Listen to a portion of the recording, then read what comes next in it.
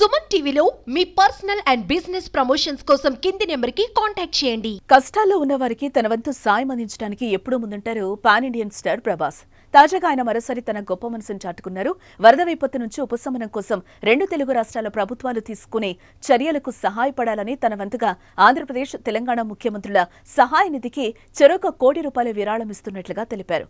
ఇటీవల తెలుగు రాష్ట్రాల్లో వరదలు బీభత్సం సృష్టించాయి. విజయవాడ, ఖమ్మం, వరంగల్, నల్గొండ జిల్లాలో తీవ్ర నష్టాన్ని మిగిల్చాయి. ఇప్పటికే ప్రజలు వరద నీటిలో చిక్కుకుని విలవిల్లాడుతున్నారు. మరోవైపు ముఖ్యమంత్రులు దగ్గరుండి సహాయక చర్యలు చేపడుతున్నారు. వరద బాధితులను రక్షించేందుకు హెలికాప్టర్లు రంగంలోకి దిగాయి. ప్రస్తుతం సహాయక చర్యలు ముమ్మరంగా సాగుతున్నాయి. తీవ్రంగా నష్టపోయిన రాష్ట్రాలను ఆదుకునేందుకు మేము సైతం ముందుకొచ్చామంటున్నారు ప్రముఖులు.